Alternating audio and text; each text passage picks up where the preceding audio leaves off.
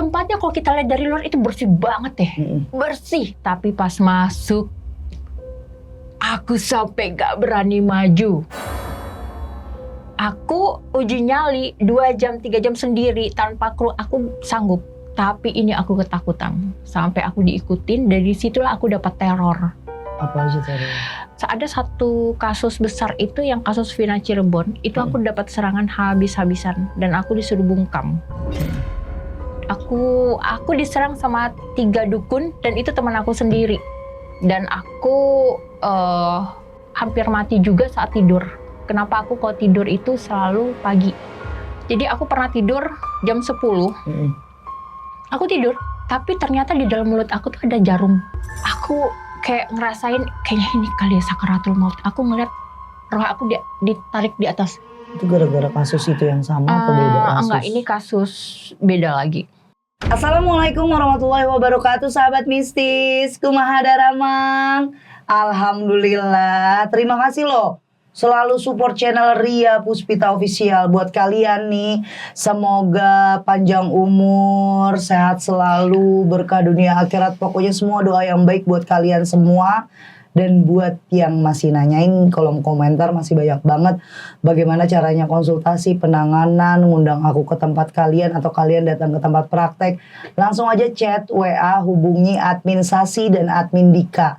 Salah satunya boleh boleh kasih tahu masalahnya apa. Kalian dibiasain kasih tahu dulu namanya, tinggalnya di mana, apa keluhannya ya. Jangan langsung nembak, kapan bisa ketemu, kapan ini, dikasih tahu dulu maksud dan tujuannya. Dan buat kalian yang mau jadi narasumber, hubungi Bang Ale, ada di sini nomornya. Nah, Teh udah pernah hubungin Bang Ale tapi lewat sosial media, nggak apa-apa. Pokoknya yang penting ada di sini, nanti aku sematin taruh sosial media Bang Ale sama tempatnya Teria. Nah, buat sahabat misi semuanya yang lagi boring di perjalanan, pengen dengerin musik udah, terus bosen mau dengerin apa lagi yang seru, dengerin aja cerita aku dengan narasumber di Spotify. Jadi kalian tinggal klik Ria Puspita Official, search, keluar deh. Kalian dengerin suara merdu aku sama narasumber. Kita kenalan hari ini, narasumbernya bintang tamunya kakak saya. Siapa dia? Mungkin kalian udah pada ngeliat. Kita ketuker pas lagi di rumah sakit. Saya dibawa emak saya, dia dibawa orang Cina. Soalnya kayak bumi sama langit nih bentukannya, kulitnya ya dia mah sedep. Saya mah ya kurang mecin dikit ya kagak apa-apa ya kan. Kita kenalan. Assalamualaikum Kak Caca. Ya Allah, akhirnya ketemu. Kak Caca kenalan dulu. Mungkin sahabat mistis ada yang nanya, oh ini kakaknya Ria. Iya enggak sama mukanya. Kita kembaran kita, cuman beda buih, beda biji ya. Cuman aku dengan cara dimuntah dilahirkannya, Teria mungkin dengan cara iya disumpel langsung keluar. Kak Caca boleh kenalan, Kak Caca Caroline tinggal di mana? Terus sekarang kesibukannya apa? Oke, aku Caca Caroline, lebih dikenal dengan Indigo atau Cenayang. Aku tinggal di Jakarta Pusat. Oke. Kegiatan aku Sekarang menyibukkan diri. Menyibukkan diri. Biar kaya kayak Teria. Amin ya Allah. Ini kalau udah bahas kaya, saya ada agak deg-degan karena pasti nanti kru saya minta tambahan gaji. Kenapa? Kayak editor, kameramen. Jangan bilang banyak uang, bilang tipis aja lah gitu. Mereka kalau denger tuh langsung tambahan dong, bonus dong gitu. Tapi kan Teria emang sering kasih mereka bonus, sering traktir juga. Kita kesana buat Teria. Baru kali ini ya kan, biasanya saya skakmat orang. Ini saya di skakmat dan ini yang saya tunggu-tunggu. Saya kepengen banget Kak Caca jadi narasumber sebenarnya. Tapi narasumber yang dimana memang baca saya gitu, ngobrolin apa yang saya capek juga kan, ada momennya capek buat dengerin cerita orang, bener enggak? Pengen banget apa yang nggak perlu kita ceritain orang udah tahu, terus saya ngasih tahu ya, lo harusnya kayak gini. lo harusnya kayak gini. Tetap dokter aja butuh dokter. Butuh dokter, ya kan? betul. Tukang cukur butuh tukang cukur. Betul. Ria Puspita ya butuh Kak Caca. Masya Allah, padahal ilmunya lebih tinggi Teh Ria. Nggak. Aku mah anak bawang Teh. Ya saya bawangnya bawang apa? Bawang bombay. Masih mending. Gede ya kan. Saya udah bawang Nah, ini putih, kan- cutting lagi ya. Bawang ampun. putih tapi tunggal, yang mahal. Iya, Bawang putih tunggal tunggal, mahal ya. loh. Tahu aja Apalagi yang mahal. jantan. Yang jantan, kamu masih suka jantan kan? Masih dong. Oke. Kak Caca, Iya. slogan ini kita tutup dulu karena saya nggak bakal bisa pakai slogan itu karena tidak ada cerita mistis yang dibawakan Kak Caca. Bagi saya dia nggak mistis, dia cute banget sumpah. Kalau saya jadi Kak Caca Caroline, kalian percaya nggak kalau saya itu mantan dukun santet? Kak Caca, Iya. udah berapa lama sih Kak ngedalemin? Kalau ini lebih kita tanya jawab ya Kak, ngedalemin jadi spiritualis. Aku akhirnya menerima itu di 2012. 2012. Akhirnya aku menerima. Aku sempat menolak dan hampir ngerasa kayak gue gila. Awalnya gimana Kak rasanya? Waktu kecil tuh memang sebenarnya kelahiran aku ini ditunggu oleh nenek uyut aku. Karena kan dari keluarga nenek itu sama kakek itu mereka nurunin ke pesan almarhum nenek aku adalah dia akan mencari wadah yang kuat. Oke. Wadah yang memang cukup. Nah, akhirnya lahirlah aku. Terus aku itu mau setahun Teh di dalam perut. Lama juga Dan ya. kelilit tali pusar. Oke. Pas aku lahir itu lampu mati, hujan petir. Dan mamaku lahir sendiri dengan kondisi yang tidak ada jahitan sama sekali. Tapi leherku masih kelilit dan ketubannya itu udah warna hijau. Iyalah, mau setahun. Setahun sampai mamaku mikir ini anakku apa udah jadi batu di dalam perut gitu. Karena lama banget kan. Lama banget. Mau 12 bulan. Pas aku lahir nenek uyut aku mau meninggal tapi dia harus ketemu aku. Akunya harus dibawa. Posisi jaraknya jauh Jarak apa? dari kamu ke nenek uyut. Enggak lah. Dekat. Dan akhirnya nenek uyut ini nggak dapat aku, almarhum nenek aku yang dapat aku. Oke. Jadi turun sampai satu ketika aku tuh dapat pesan, aku harus ambil yang dari nenek uyut aku itu ada di salah satu bekas tempat tinggalnya dan itu punya dia masih ada di situ. Tapi aku belum siap untuk ngambil karena Saat itu ya. Dan sekarang karena bentuknya tuh buaya Teh. Kenapa nggak apa-apa dong? Aku takut nanti pas aku berdiri segala macam dia ngedar gitu. Kan memang resikonya. Iya tapi kan bentuknya masalahnya di belakang itu rawa-rawa danau kan nggak mungkin aku kaget nyemplung Teh. Ya sih. Itu aku udah dikasih tahu persyaratannya bawa apa aja. Udah. Aku Tinggal udah jalan dikasih aja lah. jalan aja tapi aku masih mikir Daerah mana Kak? Kepri. Sama aku aja. Kamu aku jagain. Itu sebenarnya naikin loh. Bagus Iya loh. itu. Dan aku pas syuting di Rengas Dengklok, di situ kan ada kayak danau sungai berinding aku. Nah pas aku foto itu jarak aku berdiri sama danau tuh jauh banget Teh. Tapi di belakang aku tuh ada sisik kayak sisik buaya di belakang aku. Aku baru nggak di situ om aku ngomong kamu tuh disuruh kesini ngambil ini. Aku belum siap. Sampai sekarang belum siap. Belum siap Teh. Aku takut nanti dia nongol aku ngejengkang. Kan udah biasa ngeliat ya Kak. Yang paling besar tuh apa? Dan yang pernah kamu lihat kayak kok bisa dia kelihatan dan gitu. Iblis. Aku dikepung bahkan aku dikedipin. Gimana ceritanya? Waktu itu aku punya program sama sahabat aku dan Ananda, ada Bang Mongol juga, ada Robi Purba. Nah kita datang ke satu tempat dan itu di Bandung. Kayaknya Ale juga ada. Tempatnya kalau kita lihat dari luar itu bersih banget Teh. Bersih. Tapi pas masuk, aku sampai gak berani maju. Aku uji nyali 2 jam 3 jam sendiri tanpa kru, aku sanggup. Tapi ini aku ketakutan sampai aku diikutin. Dari situlah aku dapat teror. Apa aja tadi? Ketika aku di hotel, kaca hotel itu duk duk duk duk duk duk duk duk.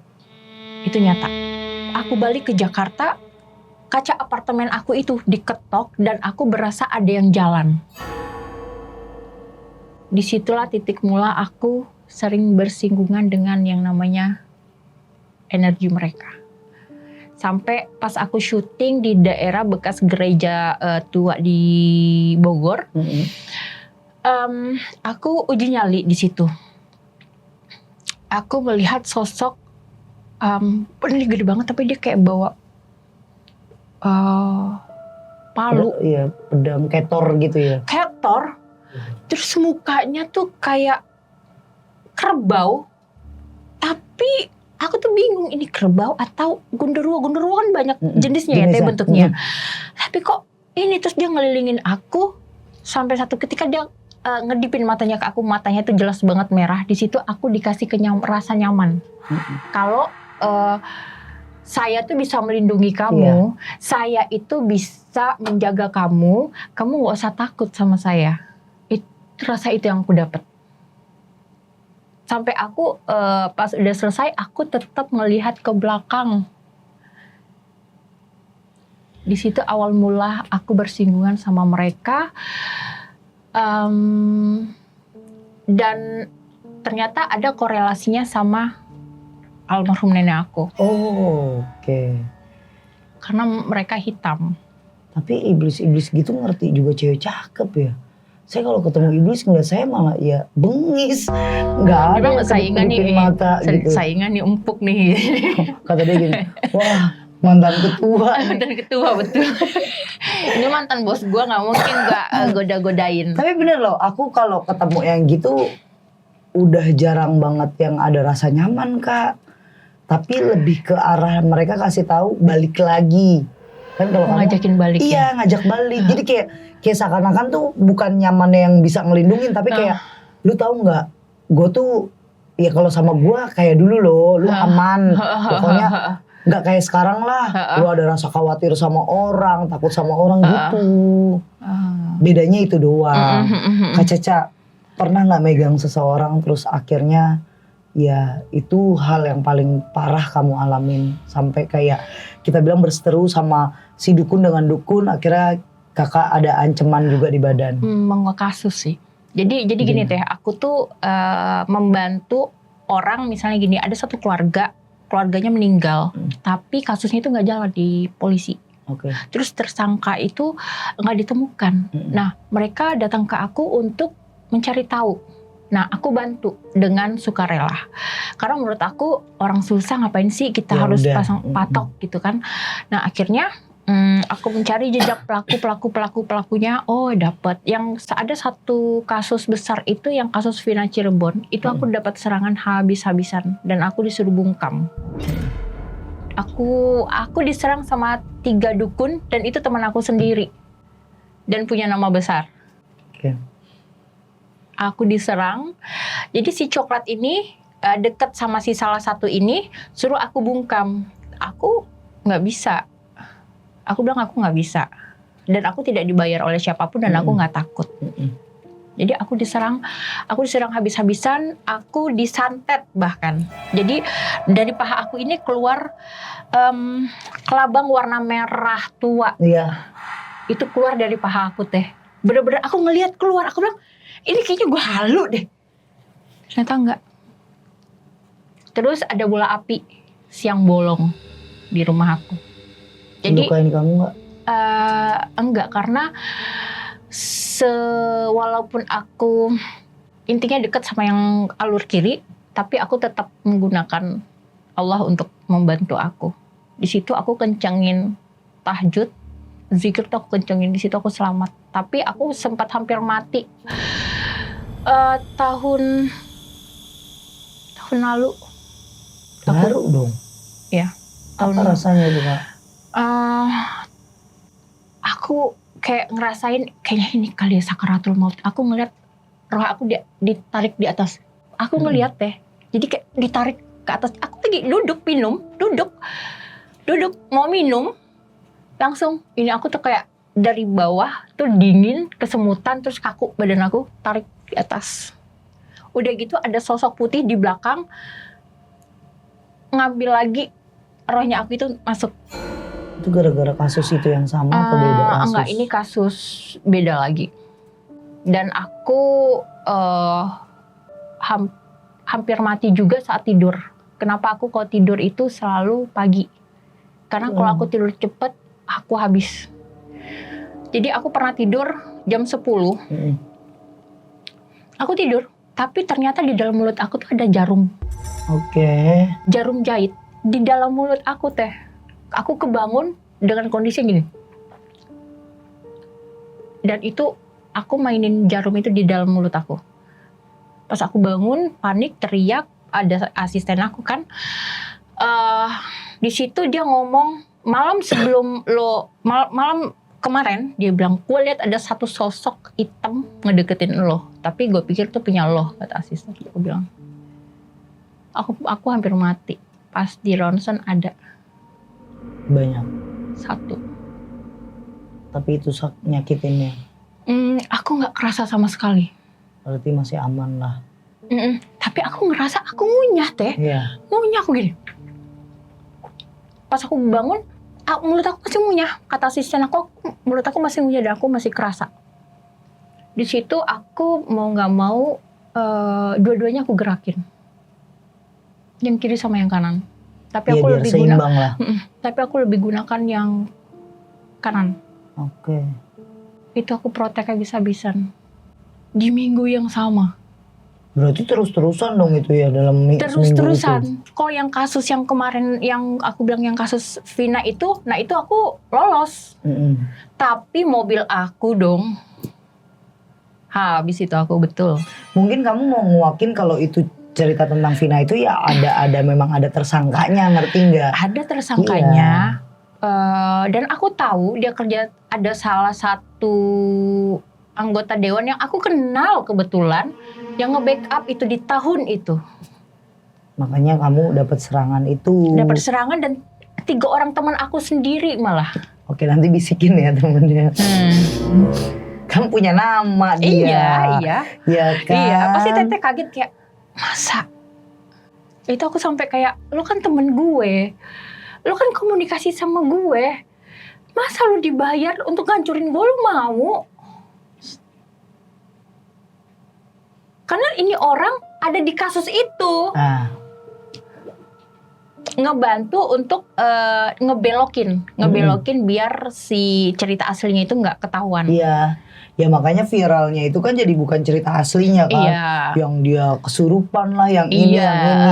Ya biar kontrolnya masyarakat itu bukan ke case. Ada nih tersangkanya, di backup lo, ada ini. Tapi taunya ada setan diguna-guna, di ini, padahal kan gitu. kasihan setannya di fitnah. Iya, difitnah kan. Tuh, makanya jangan dikit-dikit apa-apa setan. Apa setan? Kan banyak banget manusia sekarang kayak setan kan. Makanya saya senang aja ngobrol sama setan. Mendingan ngobrol sama setan dibandingin manusia kadang kayak setan. Iya. Tapi kan Teteh sering gak tega sama manusia kayak setan. Ya namanya setan manipulatif ya kan, pinter. Aduh, dibalikin. Itulah bodohnya Ria Puspita kadang-kadang. Enggak bodoh, enggak tega. Teteh tuh bukan bodoh, tapi Teteh tuh jiwanya tuh yang emang bener-bener gak tega. Gak teganya tuh bener-bener gak tega banget. Ya kadang-kadang saya susah buat bersikap gitu loh Kak Caca. Harus tegas deh, harus tega. Jadi Teteh tuh gak terus-terusan dimanfaatin orang. Baik dari segi materi, dari segi barang, apalagi. Boleh gak nanti aja itu ya? Oh iya. Jadi saya yang dikorek ini. Nah, mana? Saya akan minta sahabat mistis, saya pasti kalau untuk sharing itu kan jarang sama temen yang ngerti dengan alur Ria Puspita tuh seperti apa. Saya jujur itu jarang banget. Jarang ada orang yang kayak bisa, bukan ngebaca sih, lebih nasihatinnya detil kecuali suami saya. Karena kan dia yang udah tahu gitu. Kayak rekan-rekan saya rutin paling cuma ngingetin, tapi tetap aja kadang saya yang batu gitu. Ada beberapa teman saya spiritualis, tapi kalau setiap ditanya jawabannya kayak gitu mulu. Katanya sih dibacain, lu juga udah bisa. Kan bukan pengen dibacain, bukan pengen yang ngukur ngetes orang, bukan. Aku Iya. cuma butuh coba dong lihat. Iya, gue harus bagaimana, gue harus Iya. bersikap bagaimana, Sharing gitu, dong, sharing, gitu betul, kan. betul, Sama kayak betul. narasumber atau pasien Betul, sharing ke betul, kita gitu. betul. Memang hari ini agak beda karena ngobrolnya bareng sama Kak Caca. Udah mah dia juga spiritualis, udah mah dia juga ya indigo, ya cenayang banyak yang sayang. Dan ada satu case yang mungkin orang udah banyak tahu tentang bagaimana Kak Caca ngeramal dan itu tepat. Aku mau tanya satu hal dulu. Saat ada orang yang nanya atau ngelihat kakak buat ngelihat kejadian, apa yang dirasain sih? Ketika itu terjadi, berarti sudah.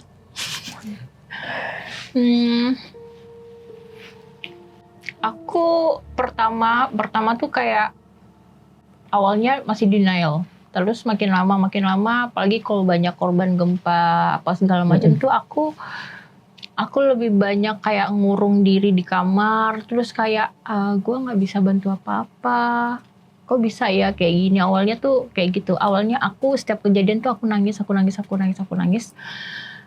Sampai satu ketika kayak, ya Allah, aku tuh minta dikuatkan nih hatiku. Jangan aku setiap kejadian tuh nangis, Nanti kalau begitu banyak kejadian aku nangis terus kerjaannya gitu.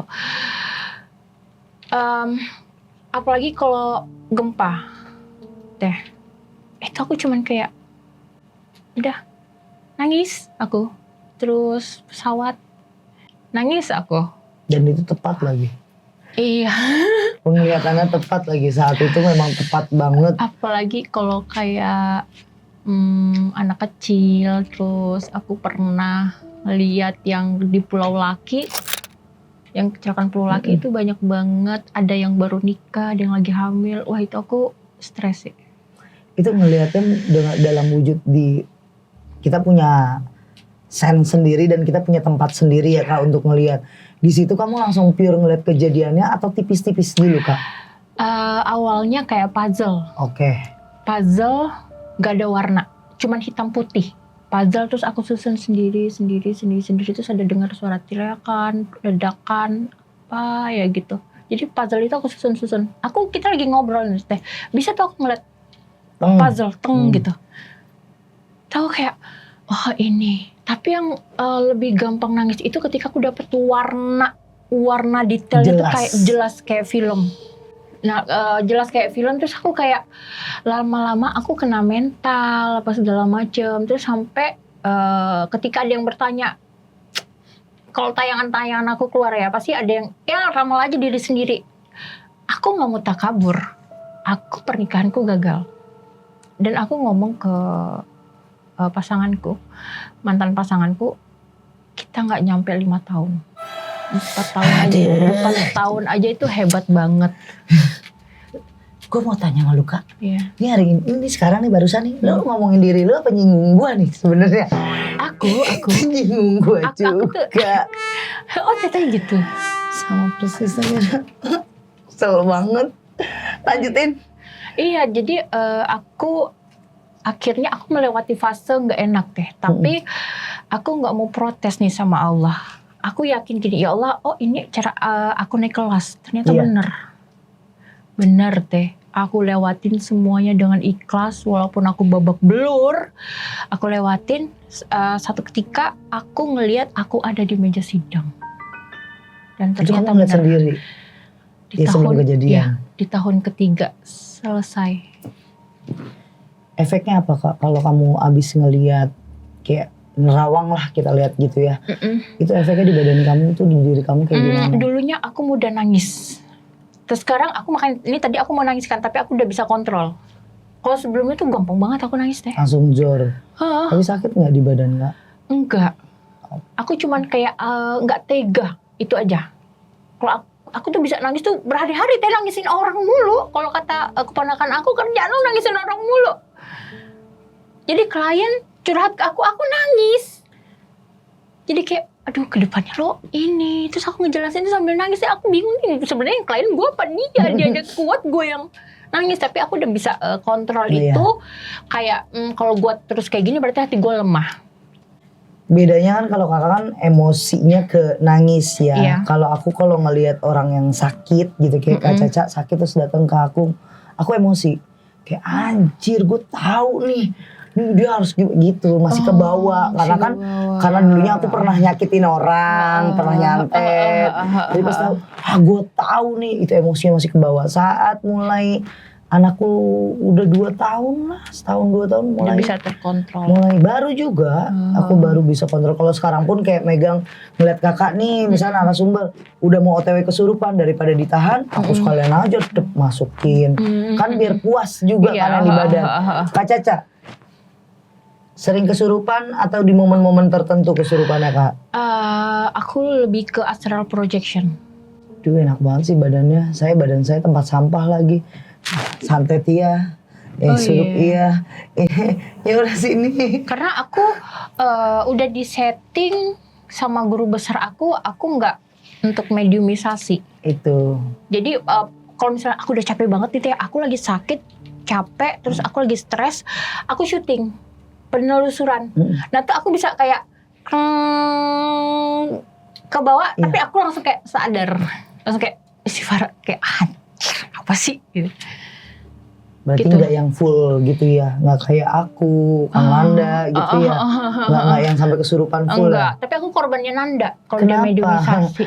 Selalu diseruduk-seruduk. Iya Teh, karena kalau di dalam tim itu aku cewek sendiri, tapi aku yang kuat megang dia, yang narik badannya dia tuh aku kayak, ya udah kasar aku jambak dia, aku tarik beltnya, celananya segala macam, penting dia nggak nyungsap aja Oh gitu. kalau saya nggak mau, biarin aja itu urusan tim.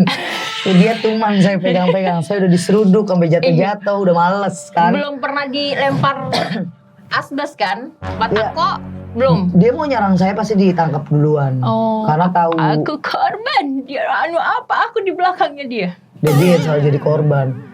Malah terbalik. Terbalik. Cuma memang ada spesi kalau aku sama Kang Nanda itu kayak kalau aku masuk suamiku sama anakku yang megang. Kang Nanda masuk juga sama suamiku sama anakku yang megang. Jadi kita nggak boleh buat yang fisik. Pas giliran sadar kan sakitnya jadi double. Iya betul. Kecuali Kang Nanda kadang-kadang kan lari gitu. Iya, Nah, aku dia kan mau ke nanya fisik. kamu pernah nggak yang lari manjat-manjat kayak kita Enggak, gitu. aku. Oke, ada satu pertanyaan yang mungkin belum pernah aku tanyain ke spiritualis lain. Pernah nggak ngerasa nyesel punya kelebihan ini? Awalnya aku menolak dan aku ngerasa kayak aku orang gila. Tapi setelah aku menerima, akhirnya aku menerima, aku udah nggak kayak orang stres lagi tuh Teh. Terus semakin aku zikir, dia semakin peka, gambarannya semakin semakin jelas, apa segala macam. Cuman yang aku sesalkan adalah ketika aku nggak bisa nolong Iya, orang yang apapun itu ya. apapun itu. Kayak contoh tuh pasca kebakaran di Mangga Besar. Glodok. Kebakaran, iya. Itu Ada nggak pesan dari korban gitu yang disampaikan ke kamu Kak? saat itu aku nggak ikutin berita itu, tapi pas aku lagi duduk, aku disamperin satu cewek. Dia pakai baju putih, dress, terus dia muter di situ.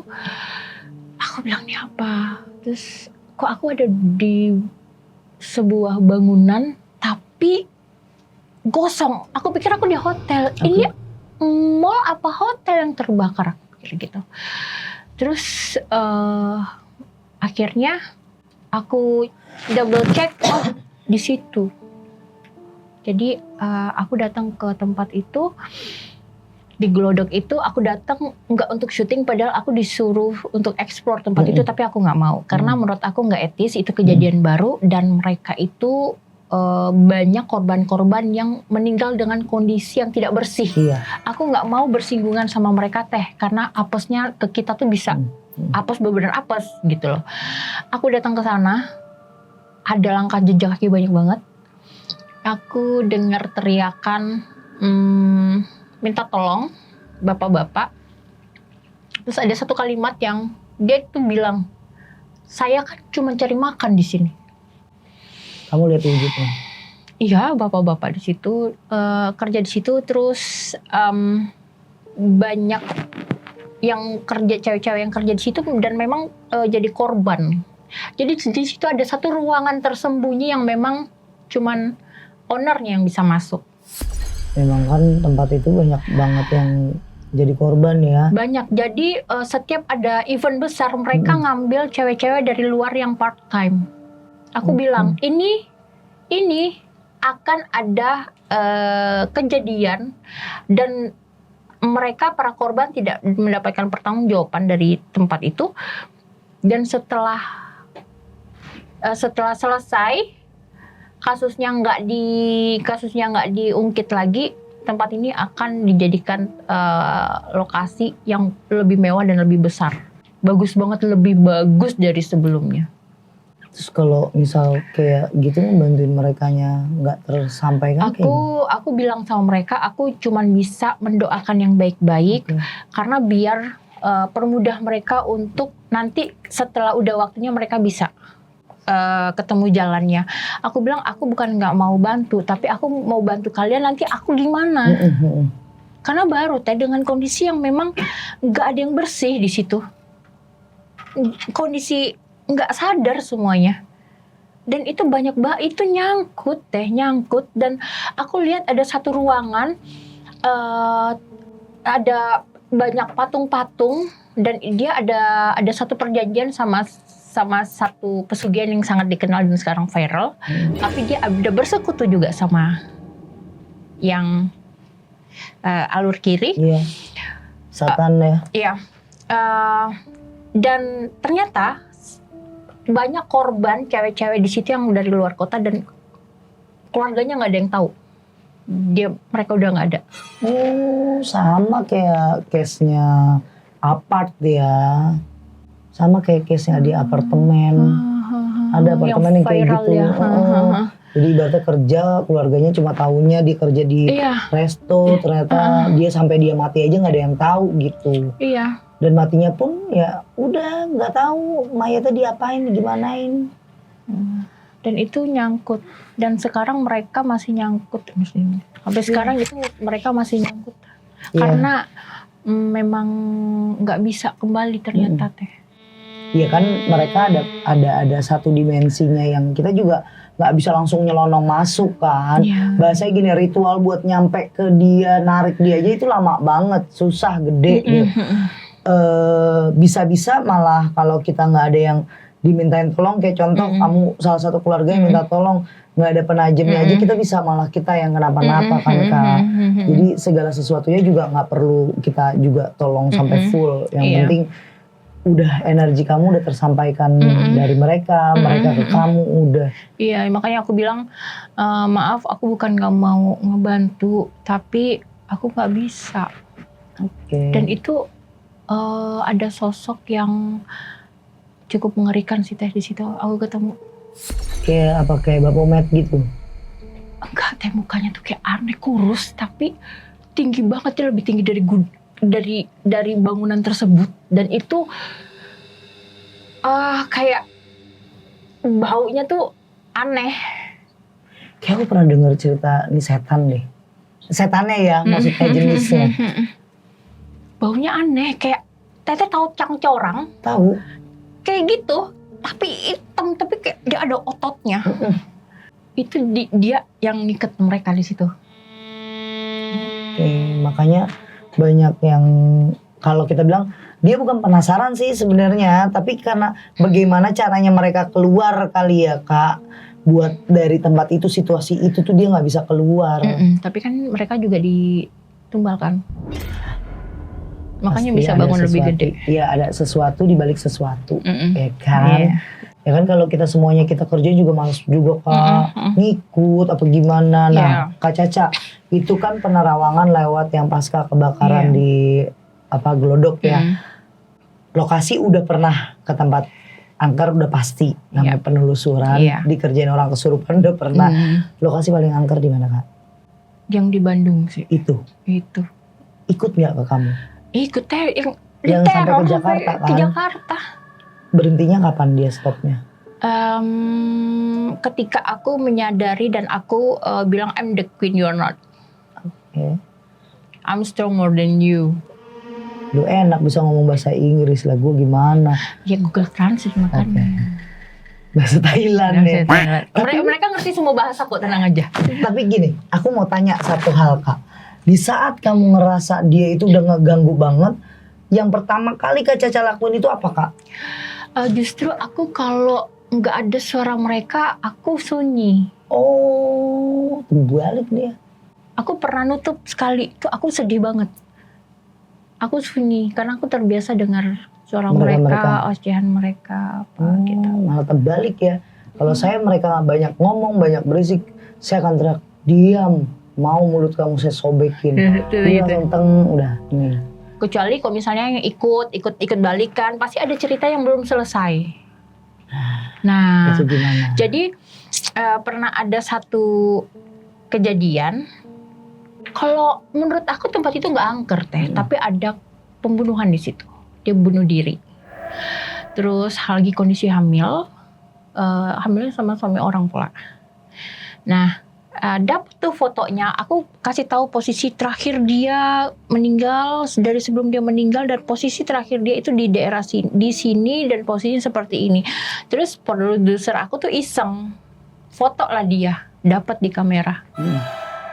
Itu dapat banget posisi itu. Nah, aku agak kesulitan untuk mendapatkan ceritanya dia karena kejadiannya udah lama banget. Jadi aku nggak dapat detail gimana jelasnya daerahnya dia nih asal dari mana. Tapi aku cuma dapat namanya gitu. Nah, dia ikut ke rumah sama satu lagi yang di daerah Bekasi, penampungan TKW. Pasti. Aku itu uji nyali di situ hampir 3 jam. Tim itu kalau Teteh pernah ke sana, tim itu nunggu di parkir mobil di luar. Jauh banget kan? Jauh banget, dan aku di bawah tanahnya. Kalau kita masuk itu ujung sebelah kanan di bawah situ. Tahu. Dan di situ masih ada tersisa kerangka bayi. Banyak banget korban yang di situ.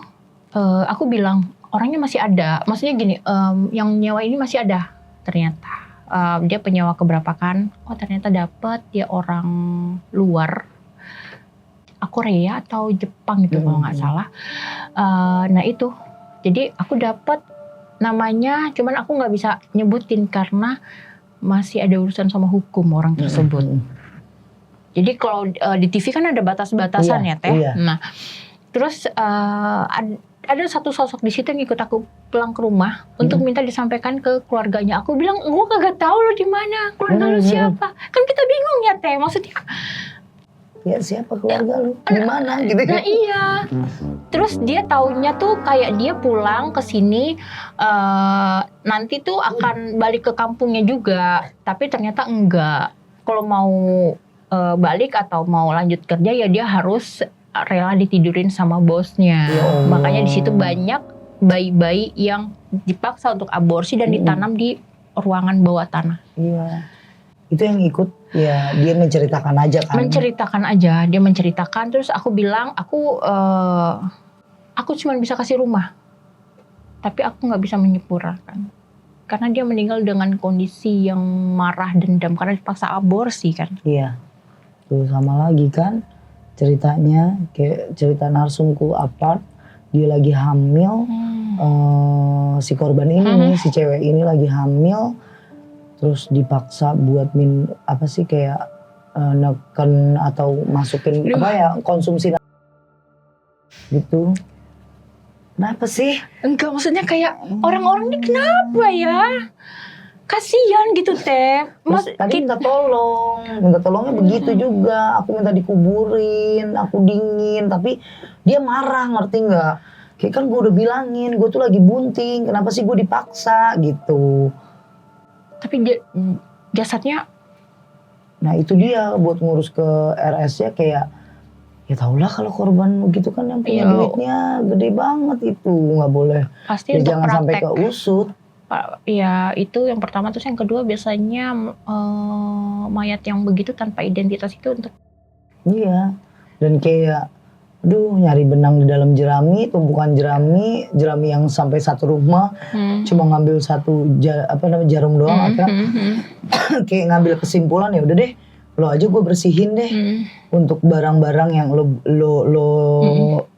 diikat barang-barangnya dia gitu. Barang-barang mereka kan kayak tali pocong ditaruh di bawah kolam renang, sengaja ditanam. Oh iya. Iya. Buat apa? Jadi biar si yang pembesar ini nih, ini nih si pembesarnya ya akan kaya terus. Terus siapapun cewek open BO yang ada di apart itu kalau datengin si bapak-bapak ini tuh udah nggak ada jejak lagi dia kemana-kemananya. Yang ditemuin kayak dia udah mati tiba-tiba bunuh diri gitu, bundir, terus dia mati udah busuk gitu, udah ditemuin busuk kaku atau enggak jatuh dari ketinggian gitu-gitu aja udah. Tapi banyak banget petinggi sama pembisnis itu emang kayak gitu tahu? Iya, dan makanya kayak misalnya saya aja bersihin pembisnis. Kayak giba-giba mama ya.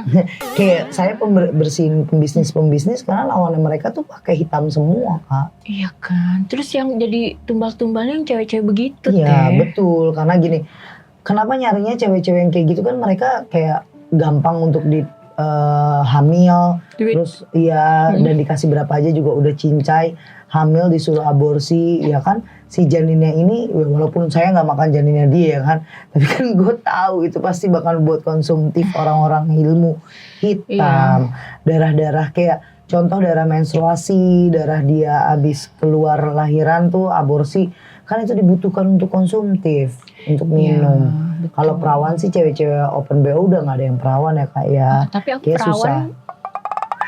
Saya lebih ke saya nggak perawan tapi saya masih orisinil. Karena saya sesar gitu. Aku belum akil balik, takut deh. Saya yang serem ngomongnya. Padahal di awal dia udah cerita dia udah cerai. Dia mau nutupin kagak bisa. Jejak digital. Langsung sering Tapi kenapa aku bilang ceritamu sama? Kak, kita sama-sama dibilang sama yang cinta sama kita, yang sayang sama kita mah akan percaya dengan apa yang kita ceritain, apa yang kita lihat. Tapi orang yang tidak menyukai Caca Caroline atau Ria Puspita akan berucap dengan kata-kata pasti lu gila lu ya, halu nggak mungkin bohong bla bla bla. Itu udah bodo amat. Kita udah pernah ngerasain itu. Kayak contoh kakak Caca udah pernah ngelihat bukan cuma ramalan tapi memang udah ngelihat kejadian itu nyata. Sampai di kehidupan, sampai yang awalnya aku dihujat, sampai sekarang mereka netizen, Kak, mana nih spillnya nih, Konoha nih, mana nih, mereka nunggu-nunggu. Mana nih Kak, yang sebelumnya lo ngatain gue gila, terus sekarang kenapa lu pada nungguin gue, gitu. Itu sama, cuma yang lebih kemiripan kenapa aku bilang kamu lagi ceritain aku. Aku pernah divorce dulu nikah, tapi pas saat nikah itu aku cuma mikir gini, udahlah yang penting papa itu ada yang jagain karena papaku udah mulai stroke. Mantan suamiku itu dulu ibaratnya saat pacaran aku udah tahu banyak kasarnya apa udah kelihatan, tapi nggak yang se ekstrim saat udah nikah. Aku dari awal nikah sampai cerai nggak pernah ganti KK dan KTP. Karena udah tahu nggak akan lama sama dia. Terus udah tahu rulesnya nanti gue bakalan balik dulu sama dia, abis pisah ranjang balik, itu udah kebaca. Tapi dalam batin cuma wallahualam kita jalanin aja. Sama kayak ditipu dengan orang-orang, itu tuh udah dikasih tahu kayak sama manajerku. Aku udah cuma ngomong ke suami gini, ayah aku cuma butuh bukti. Kalau bukti udah ada di tangan aku, nih aku lagi nyari nggak dapet karena kan ya chat semuanya dia yang megang. Admin mereka yang megang ibaratnya gitu. Aku butuh bukti. Kalau bukti udah di tangan aku bom kok, janji. Dan 3 tahun aku terlena. Terlena karena setiap aku lagi marahin dia melas lah, kasihan gitu ya kan. Jadi buat orang-orang yang merasa nggak apa-apa ya nih Teh ya, nih ya. Bukan aku ngebelain Teh Ria ya. Tadi aku sempat ngomong Teh Ria pernah nggak uang pasien itu yang harusnya jadwal dia konsul ke Teh Ria atau tindakan ke Teh Ria, tapi uangnya dimakan. Ternyata pernah, benar. Nah, pasti banyak orang yang berpikir, Teh Ria nih, gue udah bayar dapat, tapi nggak ada ininya apa segala macam, tindakannya nggak ada, nipu apa segala macam. Nah, ini udah jelasin ya guys, ternyata mantan manajernya yang makan uangnya, bukan Teh Rianya. Ya itu sampai saya bawa setiap podcast saya ingetin itu karena banyak yang Nama nyerang lo kan. Teh, Iya. nama. Makanya tadi aku bilang Teria jangan terlalu baik juga sama orang. Ginjal aja Teria bisa titipin ginjalnya dia ke orang, gitu. Tapi saya tetap masih dibilang orang jahat kok. Banyak yang nggak suka gitu. Ya nggak Tetap apa-apa. ya. Kita kan nggak bisa memaksa orang untuk berpikir Iya. positif ke kita Teh, karena di dalam pikiran kita ini nggak ada undang-undang atau larangan kita untuk nggak boleh apa segala macam. Jadi kesadaran manusianya aja gitu. Iya, memang aku nggak mau sih Kak buat yang dinilai jahat sama orang sebenarnya. Jadi udah prinsipnya karena udah pernah jahat banget, jadi kayak gue mau hidup baik, mati baik. Kalau ada orang misalnya, ya dia jahat banget ya, itu selalu aku ngomongnya sama suamiku. Ya udah yang penting kamu enggak. Emang tapi dipikirin terus apa sih yang gue jahatin. Dan kamu tuh lebih sering orang itu jahat sama kamu, terus kamu marah, kamu yang nangis sendiri karena kamu nggak tega, kamu marahin dia. Iya. Gitu. Mau sampai kapan begitu Teh? Sampai detik ini ngobrol sama kamu udah selesai kok. Udah tinggal cut off. Iya, ya jadi kan? gini, baik boleh sama orang, tapi belum tentu orang itu tuh punya perasaan yang tulus kayak Teteh ketika Teteh nolong orang. Teteh selalu berpikir gini, dia baik kok sama gua, ngomongnya lembut. Nah Teteh anggap orang itu tulus sama Teteh, tapi sebenarnya bisa jadi ular itu berganti kulit bukan untuk kecil tapi besar dan lebih indah dan lebih cerdik lagi. Itu yang kadang aku bilang sama suamiku, mungkin pikiran aku saat ngelihat dia lagi apa ya, jelek kali, sebenarnya dia niatnya baik. Jadi aku kalau udah ngeliat orang itu jahat, aku mau coba buat deket, niatnya apa sih mau jahat. Ngerti nggak Kak? Jadi kayak suamiku udah ngomong, lu udah tahu kenapa lu lanjutin lagi. Gak tega. Itu. Teteh tuh orangnya gak tega. Apalagi bahas tentang sekolah, anak, lapar, keluarga. Satu kita dulu ya orang miskin ya Kak Caca ya. Orang lain yang ngutang Teteh yang bayar. Udah dong Caca Caroline. Gimana tuh? Suka banget kayak gitu puluhan juta. Jadi kelihatan kan Teria punya lemah. Oh saya sangat punya kelemahan. Ini yang lagi diucapin kelemahan yang susah banget saya hilangin. Karena banyak orang yang nilai saya itu ya masih sih, yang balik lagi pembenci kan masih ada ya Kak Caca. Saat ngelihat orang terus bisa nolong, saya cuma pengen diingat saya baik, udah. Iya, Itu tapi doang. mau sampai kapan Teria ngutangin orang, dia punya aset. Teria aja mau nambah aset susah. Iya lagi. Kan pengen beli tanah, pengen bangun rumah ya. Anjir iya lagi. Rumahnya gede banget lagi tuh yang dimau. Iya. Warna putih, nuansa putih. Saya ada cita-cita. Saya baru ngomong sama Mbak, sama yang kerja lah di rumah, sama suami saya. Tahun kemarin saya ngomong gini, saya pulang umroh, saya bilang sama 2 orang yang saya percaya gitu.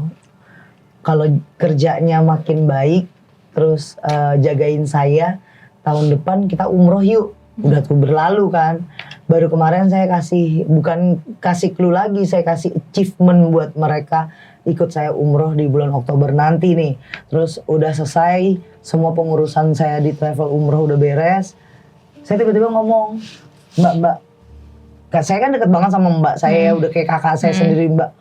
Gue tuh pengen banget punya rumah, nggak usah luas-luas lah, 300 meter. Gue tuh pengen lulu semua tuh kamarnya nggak kita yang sempit-sempitan, kita punya kamar gede. Aku mau yang open space depannya yang kalau orang ngumpul tuh kan keluarga aku banyak. Kayak taman tapi Ya pokoknya luas. luas. Iya. Rumahnya tuh nggak begitu. Tapi ya kalau aku lihat ini gede banget tau. Amin kalau sampai bisa kebeli ya Allah. 3 lantai tapi atas tuh rooftop. Sama kayak rumah aku yang sekarang tinggal juga lantai 3. Enggak. Amin. Amin. Ini gede banget Teh. Kamu bisa punya kok. Kamu tuh pengen punya yang tamannya tuh banyak pohon. Lu mau bercocok tanam atau gimana? Jadi gini, ada rumah angker luas. Aku bilang sama mamaku, kan mamaku penakut. Walaupun gua dukun, gua pengennya kan estetik, tapi gua pengen banget punya pohon tuh gede-gede, Mak. Kata dia, ya tetap aja banyak genderuwo, banyak kuntilanak, kata dia begitu. Padahal aku suka aja, emang suka, gimana ya? Iya, terus Teteh tuh pengen gini nih. Teteh pengen nanti masa tua tuh gue di sini gitu. Terus kok ada pohon rambutan ya? Semua pohon.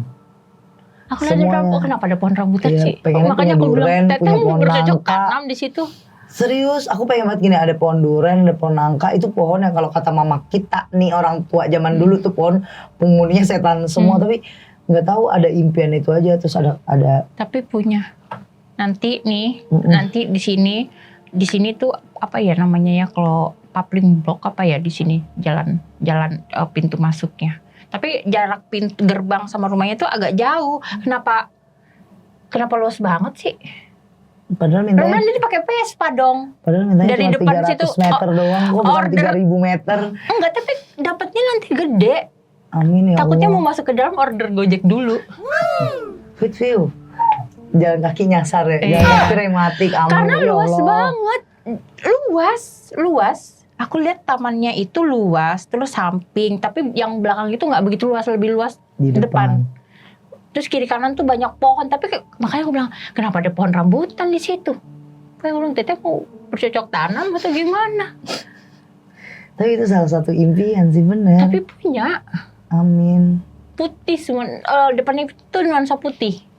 Kayak gini-gini yang di TV-TV tau gak, yang harganya 68 miliar, tau gak? Kenapa enggak? Teh itu bisa kewujud. Ya lama banget kayaknya Kak, cicilanku masih banyak ya.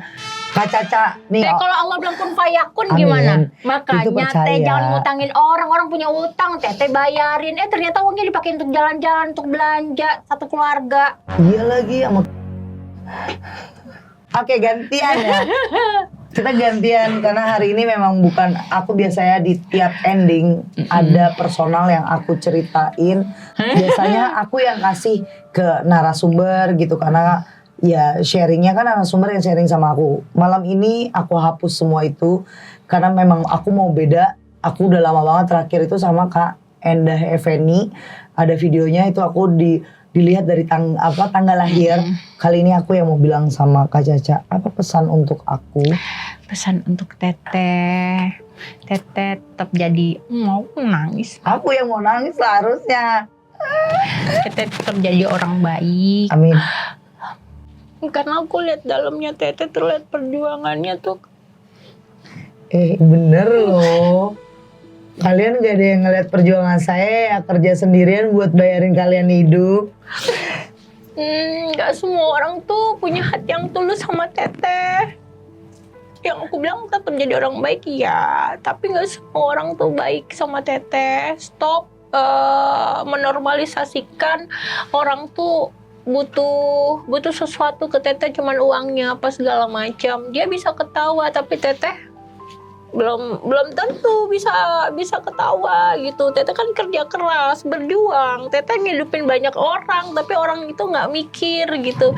Teteh memakmurkan orang, tapi orang itu nggak mikir gimana perjuangan Teteh. Malah Teteh dikucilkan. Mau sampai kapan kayak gitu? Jadi saran aku, stop dah.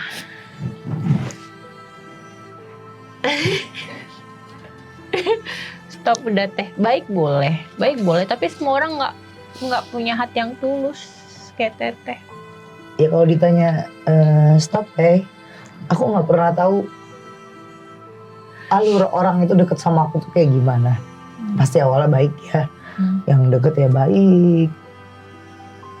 Kadang jiwa itu malah terasa sakit kalau lagi kita bahas pasien, bukan temen atau bukan kru atau bukan orang yang kerja. Kadang pasien yang aku lagi kerjain habis-habisan, ternyata timku nggak nyampein ke aku atau nggak nyampein pesan ke pasien, akhirnya timbul hinaan ke aku yang bikin drop. Pagi, siang, sore, malam aku harus liatin chat dari admin bagaimana perkembangan satu-satu pasienku, bukan lagi 1-2 orang, pasienku udah ratusan, sudah ribuan yang masuk. Badanku itu bahkan udah 0,1% untuk aku, sisanya aku udah bagi semuanya. Ada satu tulisan di rumah, aku cuma kasih tahu sama kamu sama yang denger, nggak pernah aku kasih tahu lihat siapapun.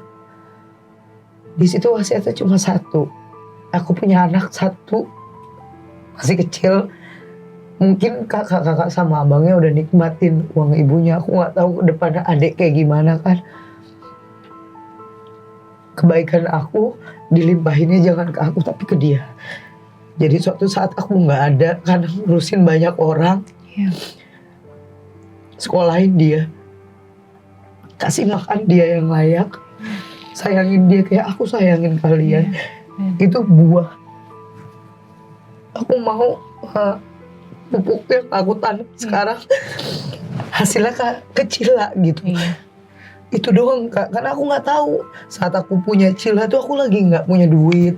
Aku hamil dia kan lagi, emang aku sama suamiku nol gitu. Tiba-tiba dia masuk di 8 bulan. Ada satu doa aku, Cil jangan nangis dong kalau ditinggal ibu kerja, ibu mau kerja nih. Kalau nggak kerja kasihan ayahnya, harus biayain kamu, kakak kamu, abang kamu. Kasihan ibu. Mulai itu aku viral Kak. Viralnya gede banget sampai aku lupa. Dari nggak punya uang tiba-tiba punya 10 juta, 15 juta. Terus sampai aku nggak pernah nikmatin sendirian, aku selalu bawa keluarga aku. Iya. Semuanya aku Itulah ajak. kamu. Karena suatu saat nanti dia bakal bilang sama anak aku, nih gue baik sama lu, gue sekolahin lu, gue senengin lu, karena emak lu dulu nyenengin gue. Iya. Itu walaupun aku sering dengar cerita pasien kayak dulu aku kaya, aku senengin ponakanku atau sepupuku, tapi pas aku jatuh mereka lupain. Aku mau jejak digital ini harus ada. Iya, tapi sebenarnya Teteh sedang memupuk karma baik buat Teteh dan buat anak Teteh. Jadi Teteh nggak perlu takut. Nanti ketika Teteh nggak ada, kayak kita semua bakal nggak ada ya di dunia ya. Anak Teteh gimana pas segala macam. Dan jadi dengan sekarang ini sebenarnya karma baik Teteh itu udah berbuah banget. Cuman ada orang-orang yang memang tidak bertanggung jawab, yang memanfaatkan kelemahan Teteh kayak Ria sekarang udah ada ini gampang, gue kan saudaranya, itu malah dimanfaatin. Itu yang kayak aku, kenapa aku tadi nangis kayak ih gila, aku Teteh berjuang banget. Itu aku ngeliat perjuangan Teteh dan aku jadi agak sedikit nggak subjektif tadi karena agak emosi. Nah itu aku harus redakan karena aku nggak boleh kepancing kan. Jadi aku harus redakan. Perjalanan hidup Teteh tuh diujinya gila-gilaan, tapi hadiahnya juga pun bukan kipas angin portable. Hadiahnya besar. Sebenarnya ini lagi diuji aku Kak. Sampai aku bilang sama ya tim Kim juga ngomong mau dapat hadiah apa nih Teteh? Jujur. Sampai ada editorku ngomong, kita mau dapat apa ya Teh? Allah kasih Teteh gini. Saya nggak pernah tahu Kak, sampai saya nanya nih gue salahnya di mana sih, perlakuan apa sih yang gue lakuin, sampai orang mau ngambil duit gue, mau ngambil apa sih, itu doang. Kadang suka nanya sama diri tuh apa, kenapa. Stop menyalahkan diri sendiri Teh. Yang tadi aku bilang Teteh orang ini bersalah, Teteh marahin ya wajar karena dia melakukan kesalahan. Habis itu Teteh jangan nangis, jangan menyalahkan diri sendiri. Ih gue jahat ya, gue no stop. Stop Teteh menyalahkan diri sendiri atas sikap orang yang udah jahat sama Teteh. Enggak, Teteh nggak ada salah. Teteh udah cukup baik sama orang. Teteh udah cukup, ibaratnya Teteh ngasih dia nafas, ngasih dia kehidupan. Memang dia aja yang ditolong, nggak bisa bedain sadar diri sama nggak tahu diri.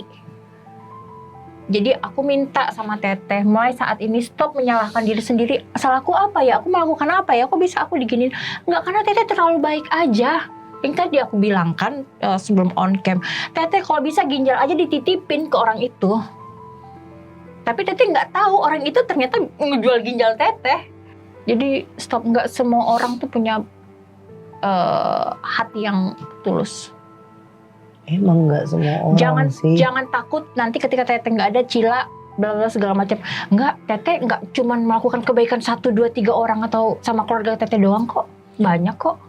Tapi itu sering aku ucapin kemanapun Kak, kayak aku menganggap ini kita nggak lagi on cam, kayak aku sama teman-temanku kalau ditanya tujuan lo hidup apa, gue mau nyenengin banyak orang. Tapi ada tujuan yang terselubung sekali. Saya takut karena gini, kalau saya ditinggal ayah saat ini, maksudnya suami saya ninggalin saya masih akan tetap jadi YouTuber. Iya. Bener nggak? Ya, tetap jadi dukun, tetap kaya. Tapi kalau saya nggak ada, Iya. saya masih makan Iya. yang di rumah gitu kan. Iya. Itu yang Teteh sehat terus, cuman Teteh harus sekarang bisa menakar. Teteh tuh kalau nolongin orang tuh totalitas, ibarat baterai handphone. Teteh kasih semuanya sampai itu lowbat, sampai merah. Nah itu, jadi Teteh harus ada takarannya nih, harus ada takaran energi Teteh apa segala macam. Karena Teteh jadi tempat pelampiasan orang curhat, tapi Teteh kadang kalau capek malam tuh suka nangis sendiri. Bahkan kalau lagi sholat tuh kayak ya Allah aku capek, itu kalimatnya. saya baru kemarin gue pas lebaran saya WA Ale sampai pagi.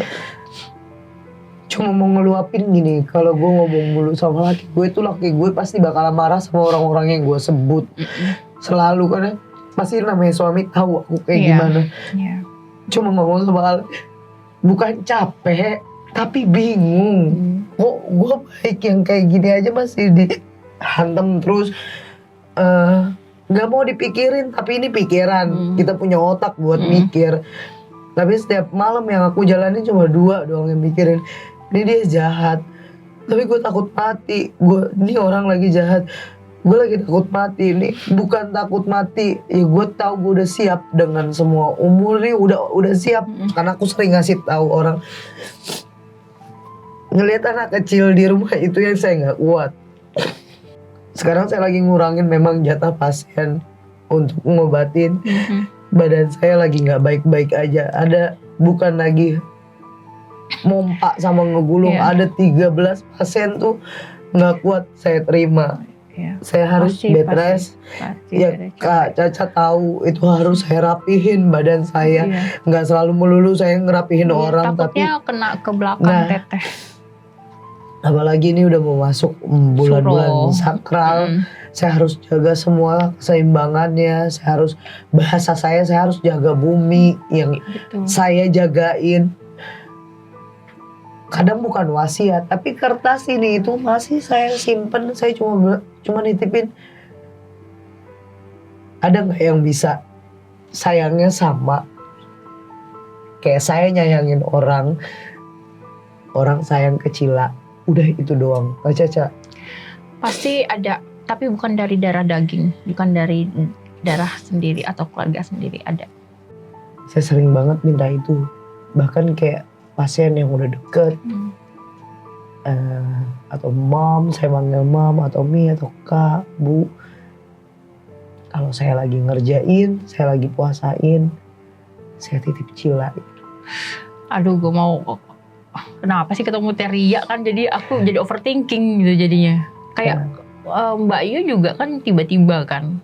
Aku sempat shock banget Mbak Yu. Kalau saya emang selalu ini aku ketemu Teria, terus kalau Teria punya anak segala macam. Jadi kalau udah ketemu nih pasti akan terkonek nih sama aku. Kalau Teria ada apa-apa nih pasti terkonek nih sama aku. Kan jadi gue overthinking ya. Baru semalam suami saya ngomong, kok ngomongnya kayak gitu. Gue nggak pengen mati, lagi nggak pengen mati. Lagi nggak pengen mati. Padahal gue tahu orang kadang-kadang ngomong kayak gini pesan terakhir, enggak. Ini bukan pesan terakhir, ini akan jadi pesan yang tiap hari saya sampaikan buat ngingetin. Lo jangan cuma mau ya disayang sama gue, tapi sayangin dong anak kecil ini yang nggak ngerti apa-apa sama sekali.